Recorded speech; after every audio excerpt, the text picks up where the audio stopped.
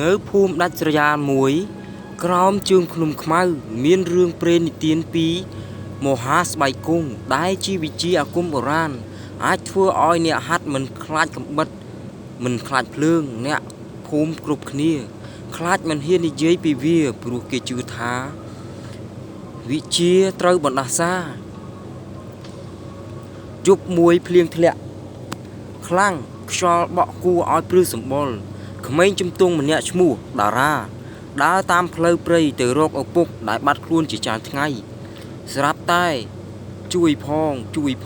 សំឡេងមនុស្សចាស់លាន់ចេញពីក្នុងខ្ទមចាស់កណ្ដាលព្រៃតារានរណានៅទីនោះគាត់ដើរចូលយឺតទ្វារខ្ទមបើកដោយខ្លួនឯងខាងក្នុងមានបរិសចាស់ម្នាក់ស្លៀកខោអាវខ្មៅពេញដោយយ័ន្តលើខ្លួនបរិសចាស់ក្មេងអ្នកមកទីនេះធ្វើអ្វីតារាខ្ញុំរកឪពុកខ្ញុំគាត់បានបាត់ខ្លួនក្នុងព្រៃនេះបរិសចាស់សើចតិចឪពុកឯងបានចូលរៀនមហាស្បែកគង់តែគាត់បរាជ័យភ្លាមនោះខ្យល់ត្រជាក់បក់ចូលក្នុងខ្ទមទៀនទាំងអស់រលត់តារាសម្លឹងឃើញរូបខ្មៅមួយឈរនៅក្រោយបរិសចាស់មុខវាឆេះខ្មៅនិងមានភ្នែកក្រហមភ្លឺតារានរណាជាអ្វី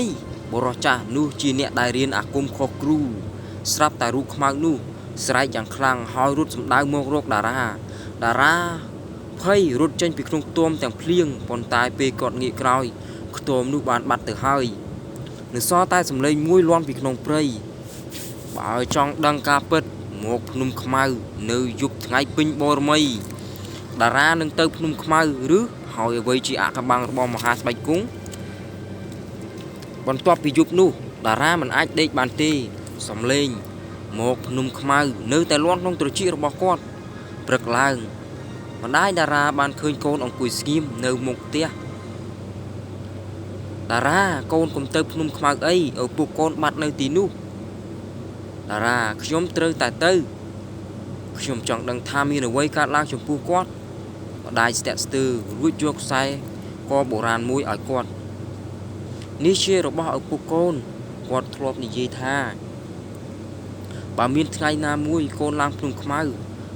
យពាក់វាជាប់ខ្លួនយប់ថ្ងៃពេញបូរមីក៏មកដល់តារាចេញដំណើរតែម្នាក់ឯងខ្យល់បក់ខ្លាំងសំឡេងសត្វយំពេញព្រៃវាគួរឲ្យខ្លាចពេលឡើងដល់កំពូលភ្នំគាត់ឃើញប្រាសាទបុរាណមួយបែកបាក់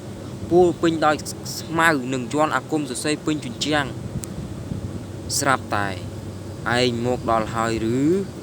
សំឡេងមនុស្សម្នាក់លាន់ពីក្រោយតារាងាកទៅឃើញបរិសធំម្នាក់ពាក់អាវខ្មៅនិងមានស្នាមសាក់ពេញខ្លួនបរិសនោះខ្ញុំឈ្មោះគ្រូវណ្ណៈខ្ញុំជាសិស្សចុងក្រោយនៃមហាស្បែកគង់តារាលោកស្គាល់ឪពុកខ្ញុំទេគ្រូវណ្ណៈស្ងៀមមួយផ្លែតមុននិយាយតិចឪពុកឯងមិនទាន់ស្លាប់ទេភ្លាមនោះទ្វារប្រាសាទបើកដោយខ្លួនឯងសំឡេងខ្សែច្រវាក់អូសលើដីលាន់គ្រឹតនៅក្នុងភាពងងឹតមានមនុស្សម្នាក់ដើរចេញមកយឺតតារាភ្ញាក់ផ្អើលឪពុកប៉ុន្តែភ្នែកបរិសនោះក្រហមដូចភ្លើងហើយស្បែកខ្មៅដូចមនុស្សត្រូវដុតគ្រូវណ្ណៈស្រែករត់ទៅគាត់លែងជាមនុស្សហើយតើតារាអាចជួយឪពុកគាត់បានទេឬក៏មហាស្បែកគង់នឹងលេបយកព្រលឹងគាត់ដែរតារាសម្លឹងទៅមើលឪពុកមុខខ្មៅទាំងនោះទាំងញ័រភ័យឪពុកបរិសនោះឈរមិនកម្រើកខ្សែច្រវាក់នៅលើជើងគាត់អូសលើដីលាន់គួរឲ្យព្រឺសម្បុរស្រាប់តែគាត់ស្រែកយ៉ាងខ្លាំងអាហាភ្នែកភ្លឺឡើងហើយរត់សម្ដៅមករកតារាគ្រូវណ្ណៈទាញតារាចេញភ្លាមគ្រូវណ្ណៈរត់គាត់ត្រូវអាគមគ្រប់គ្រងហើយប៉ុន្តែតារាស្រែកវិញទេគាត់ជាឪពុកខ្ញុំតារារត់ទៅចាប់ដៃឪពុកតែដៃនោះត្រជាក់ដូចសាកសពភ្លាមនោះឪពុកគាត់ចាប់តារាឡើងផុតពីដីយ៉ាងខ្លាំងចេញទៅខ្ញុំឲ្យអាគមវាចូលខ្លួនឯងសំឡេងនោះ មិនដូចមនុស្សទៀតទេគ្រូវណ្ណៈដកកំបិតជាន់មួយរួចសូត្រគាថាភ្លាមជាន់លើជញ្ជាំងប្រាសាទភ្លឺក្រហមឪពុកតារាត្រូវបាញ់ផ្លោងទៅទប់នឹងជញ្ជាំងតារាស្រែកកុំធ្វើបាបគាត់គ្រូវណ្ណៈបើមិនបញ្ឈប់គាត់ទេគាត់នឹងសម្លាប់ឯងស្រាប់តែដីក្នុងប្រាសាទចាប់ដើមញ័រសំឡេងចាប់ដើមស្អកមួយលាន់ពីខាងក្រោយដីទីបំផុតខ្ញុំបានឃើញអ្នកស្នងមហាស្បែកគង់ហើយជញ្ជាំងប្រាសាទបែកចេញយឺតបុរសចំណាស់ម្នាក់សក់វែងពណ៌សនិងមានស័ក្តិអាគមចេញពីមុខដើរចេញមកគ្រូវណ្ណៈភ័យរហូតថយក្រោយគ្រូធំបរោះចាស់សោយតិចវណ្ណៈឯងក្បត់គ្រូតែថ្ងៃនេះអាគមនឹងត្រឡប់មកវិញគាត់សម្លឹងទៅតារាឈាមរបស់ឯងអាចបំពេញមហាស្បែកគង់បានពេញលេញភ្លាមនោះឪពុកតារាស្រែកយ៉ាងខ្លាំងហើយខ្សែច្រវាក់ដាច់ទាំងអស់តើគ្រូធំជានរណាហើយហេតុអ្វីឈាមតារាអាចដាក់មហាស្បែកគង់បានខ្សែច្រវាក់ដាច់ប្រាំងលាន់ពេញប្រាសាទឪពុកតារាដើរចេញពីផ្សែងខ្មៅ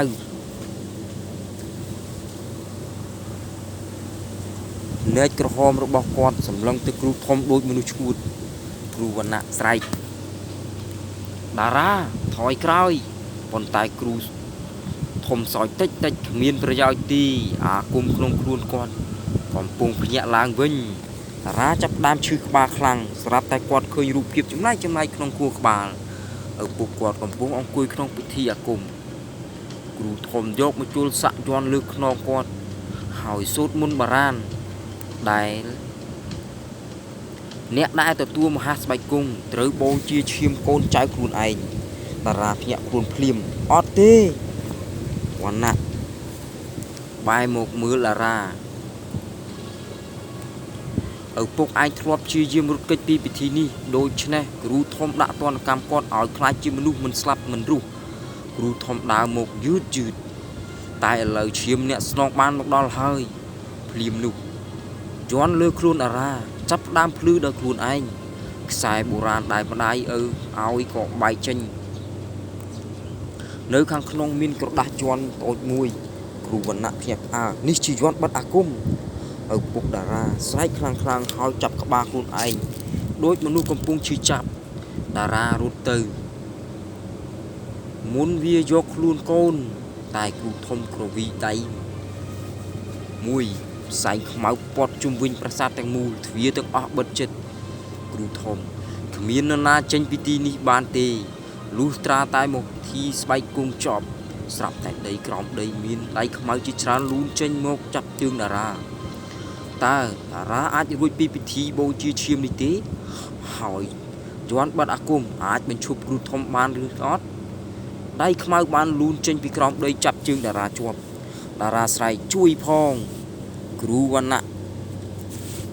រត់ចូលមកហើយយកកំបិតយន់កាប់ទៅលើដៃខ្មៅទាំងនោះឆាប់ក្រោបឡើងដៃខ្មៅបែកជាផ្សែងតែវាចេញមកកាន់តែច្រើនគ្រូធំសើចខ្លាំងហាវណ្ណៈឯងគិតថាអាចប្រឆាំងអាគមដែលខ្ញុំបង្កើតបានមែនទេភ្លាមនោះឪពុកតារាស្ទុះទៅចាប់គ្រូធំ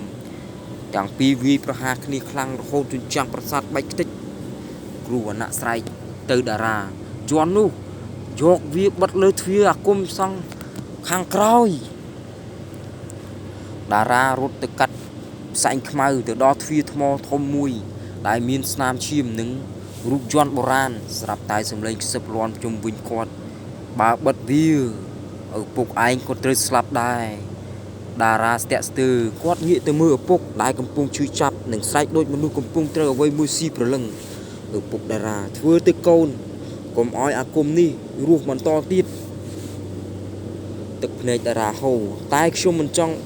បាត់បង់ឪពុកទេគ្រូវណ្ណៈត្រូវគ្រូធំវិផ្លោងទៅជញ្ជាំងរហូតក្អួតឈាមគ្រូវណ្ណៈស្អែកខ្សោយតារាឥឡូវនេះគ្រូធំងាកមកកុំតារាស្រែកយ៉ាងខ្លាំងហើយយកយន្តបិទទៅលើទ្វារថ្មផាំងពន្លឺពណ៌មាសផ្ទុះពេញប្រាសាទយន្តទាំងអស់លើជញ្ជាំងចាប់ដើមឆេះគ្រូធំស្រែកយ៉ាងខ្លាំងអត់ទេរាងកាយគាត់ប្រេះដូចថ្មហើយបែកផ្សែង ខ្មៅឪពុកតារាដួលទៅលើដីយឺតភ្នែកក្រហមរបស់គាត់បាត់ទៅវិញតារារត់ទៅអោបគាត់ឪពុកបុរសនោះញញឹមតិចជាលើកចុងក្រោយកូនបានបញ្ឈប់វាហើយភ្លាមនោះប្រាសាទចាប់ផ្ដើមរលំគ្រូវណ្ណៈស្រែករត់ចេញតារាទាញឪពុករត់ចេញពីប្រាសាទខណៈភ្នំខ្មៅទាំងមូលបានបាក់រលំក្នុងអណ្ដាតភ្លើងពេលប្រលើសទឹករះអាគមស្បែកគង់ក៏បានបាត់ពីលោកនេះតែអ្នកភូមិខ្លះនិយាយថានៅយប់ភ្លៀងធ្លាក់ខ្លាំងគេនៅតែឮសំឡេងគ្រូធំសោចពីក្នុងរូងភ្នំខ្មៅបន្ទាប់ពីព្រឹត្តិការណ៍នៅភ្នំខ្មៅបានកន្លងផុតទៅអ្នកភូមិចាប់ផ្ដើមរស់នៅស្ងប់ស្ងាត់វិញតែរៀងរាល់យប់ភ្លៀងធ្លាក់គេតែងឮសំឡេងមនុស្សសោចពីក្នុងភ្នំហាហាគ្មានអ្នកណាហ៊ានឡើងទៅទីនោះទៀតឡើយមួយឆ្នាំក្រោយមកតារាខ្លាចជាមនុស្សស្ងប់ស្ងាត់មិនសូវនិយាយដូចមុនគាត់រស់នៅជាមួយម្ដាយហើយព្យាយាមភ្លេចរឿងអាគមទាំងអស់ជប់មួយខណៈគាត់កំពុងដេកគ្រឹតសំឡេងអូសច្រវាក់លាន់ពីខាងក្រោយផ្ទះតារាបើកភ្នែកភ្លាមខ្យល់ត្រជាក់បក់ចូលតាមបង្អួចភ្លើងទៀនរលត់ដល់ខ្លួនឯងគាត់ដើរចេញទៅក្រៅយឺតនៅក្រោមដើមឈើមុខផ្ទះមានបុរសម្នាក់ឈរស្លៀកពាក់អាវខ្មៅស្បែកខ្មៅដូចឆេះនិងមានភ្នែកក្រហមភ្លឺតារាញ័រខ្លួនឪពុកបុរសនោះនិយាយអ្វីទេគ្រាន់តែលើកដៃចង្អុលទៅភ្នំខ្មៅភ្លាមនោះសំឡេងគ្រូធំលាន់ពីគ្រប់ទិសទីអាគមមិនដែលស្លាប់ទេដីចាប់ផ្ដើមញ័រនៅលើភ្នំខ្មៅមានពន្លឺក្រហមភ្លឺឡើងម្ដងទៀតតារាសម្លឹងទៅទាំងភ័យស្រាប់តែខ្សែកបុរាណនៅកគាត់បែកចេញដល់ខ្លួនឯងហើយមានឈាមខ្មៅហូរចេញពីក្នុងយ័ន្តតើអាគមស្បែកគង់ពិតជាត្រឡប់មកវិញមែនទេយប់នោះមេឃខ្មៅងងឹតក៏លាន់តពេញភ្នំខ្មៅតារាឈរមើលឈាមខ្មៅហូរចេញពីយ័ន្តផងដៃគាត់ទាំងភ័យសំឡេងគ្រូធំលាន់ម្ដងទៀតឈាមអ្នកស្នងបានដាស់អាគមឡើងវិញភ្លាមនោះពន្លឺក្រហមពីលើភ្នំខ្មៅបាញ់មកលើមេឃអ្នកភូមិទាំងអស់ភ័យរត់ចេញពីផ្ទះខ្យល់ត្រជាក់បក់ដូចយប់ដែកអាគមធ្លាក់ធ្លាប់ភ្ញាក់ពីកាលមុនតារាឡើងរត់ភ្នំទៀតទោះដឹងថាវាអាចជាលើកចុងក្រោយពេលទៅដល់កំពូលភ្នំប្រាសាទដែលធ្លាប់រលំបាក់បានលេចឡើងវិញពីក្រោមដីទ្វារធំបើកយឺតគ្រឹតនៅខាងក្នុងគ្រូធំកំពុងអង្គុយកណ្ដាលភ្លើងខ្មៅតែរាងកាយគាត់មិនពេញលេញទេដូចជាវិញ្ញាណកំពុងស្វែងរករាងកាយថ្មីគ្រូធំញញឹមតារារាងកាយឯងគឺជាអ្នកស្នងពិតប្រាកដតារាស្រែកខ្ញុំនឹងបញ្ចប់អាគមនេះជារៀងរហូតគ្រូធំសោយខ្លាំងគ្មាននរណាបំផ្លាញមហាស្បែកគង់បានទេភ្លាមនោះផ្សែងខ្មៅជាច្រើនប្រែคล้ายជាខ្មោចមនុស្សរាប់សិបអ្នករត់សម្ដៅមកតារាបិទភ្នែកហើយនឹកឃើញពាក្យចុងក្រោយរបស់ឪពុកអាគមខ្លាំងបំផុតមិនមែនកម្លាំងទេតែជាចិត្តដែលមិនចុះចាញ់ស្រាប់តែយន់លើខ្លួនតារាភ្លឺពណ៌មាសពន្លឺនោះបែកផ្សែងខ្មៅទាំងអស់គ្រូធំភ្ញាក់ផ្អើលមិនអាចទេតារាដើរទៅមុខមួយជំហានម្ដងទោះភ្លើងខ្មៅកំពុងឆេះជុំវិញខ្លួនបន្ទាប់មកគាត់យកយ័ន្តចុងក្រោយបិទលើទ្រូងខ្លួនឯងគ្រូវណ្ណៈធ្លាប់និយាយថាបើចង់បំផ្លាញមហាស្បែកគង់ទាំងស្រុងត្រូវបិទប្រភពឈាមអ្នកស្នងភ្លាមនោះពន្លឺមាសផ្ទុះឡើងពេញភ្នំគ្រូធំស្រែកយ៉ាងខ្លាំងខណៈរាងកាយគាត់រលាយបាត់ទៅក្នុងភ្លើងប្រាសាទទាំងមូលចាប់ផ្ដើមបាក់រលំម្ដងទៀតតារាញញឹមតិចចប់ហើយភ្នំខ្មៅផ្ទុះជាពន្លឺដ៏ធំមួយព្រឹកថ្ងៃបន្ទាប់អ្នកភូមិឡើងទៅមើលភ្នំខ្មៅតែទីនោះលែងមានប្រាសាទឬយ័ន្តអាគមអ្វីទៀតហើយនៅសល់តែដើមឈើឆេះមួយនិងខ្សែកបុរាណរបស់តារាអ្នកខ្លះនិយាយថាតារាបានស្លាប់ហើយតែខ្លះទៀតថាគេធ្លាប់ឃើញបុរសម្នាក់ដើរនៅកណ្ដាលព្រៃក្នុងយប់ភ្លៀងធ្លាក់បុរសនោះមានស្នាមជាន់ពណ៌មាសលើដៃ រឿងនេះបានបញ្ចប់មហាស្បែកគង់និពន្ធបែបរឿងអាគមខ្មែរភ័យរន្ធត់និងអកំបាំង